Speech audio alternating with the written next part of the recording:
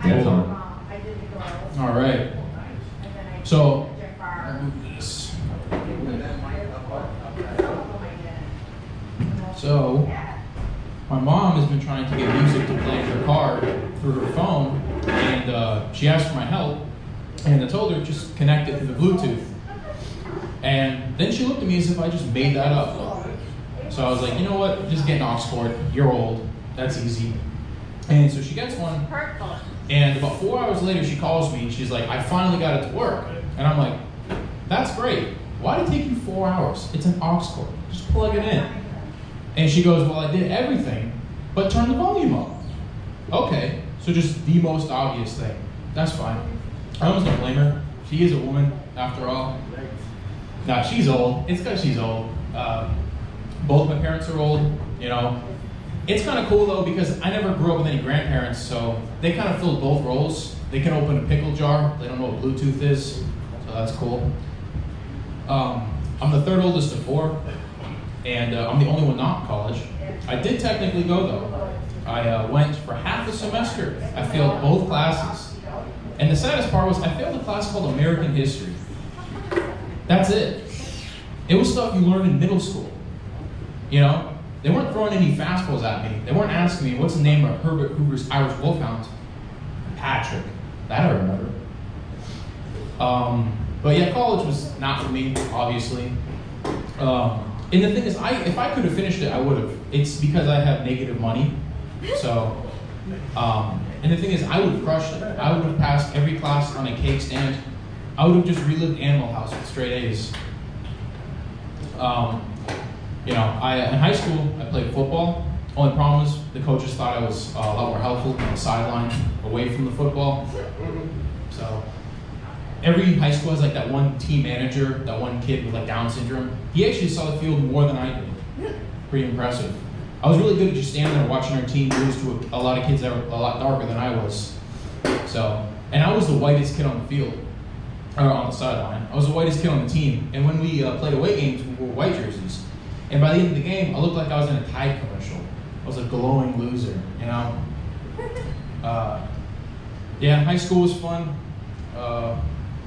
But, you know, I absolutely tormented my teachers. I gave them no room to teach. Like, I don't know why. I would throw textbooks. That was like my thing. And they'd ask me, they'd be like, why'd you throw that textbook? I would tell them, I didn't, because I don't have a textbook to throw. So, parents getting on my back about getting a good job.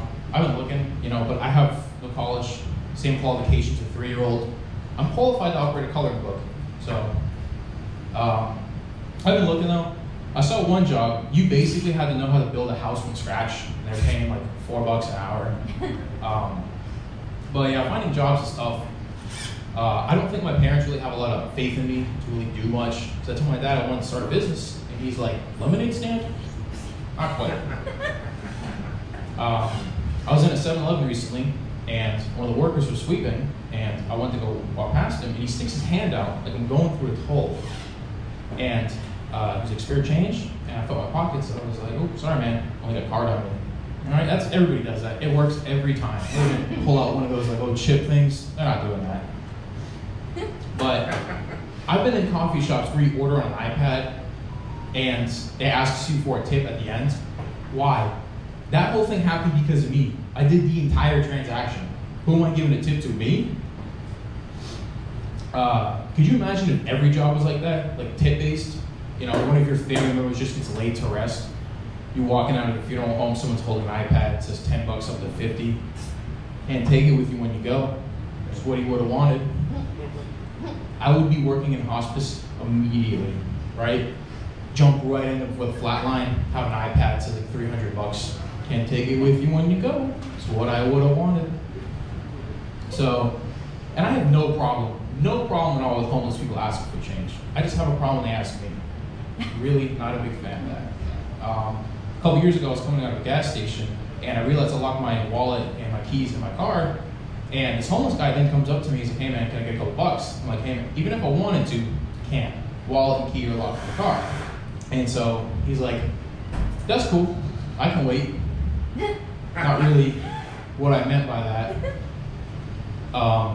So I call my brother, and he's like, it's gonna be a while, about 2 hours. So I tell the guy, it's gonna be a while, about 2 hours. And he goes, that's cool. Again, not what I meant. And the thing is, it's like 2 in the afternoon. There's someone pumping gas right next to me. This guy could be asking, I don't know, like 20 different people. He wants my money for some reason, because I drive a Kia Forte. I don't have money. So a couple hours go by, and my brother finally shows up, and he gives me my spare key, and I get in my car, and the guy's like, so how about that money? And I go, oh yeah, duh, that's why we're waiting here for 2 hours. My fault. So I get in my car, I grab my wallet, open it, turn to the guy, sorry man, only got a card on me. All right guys.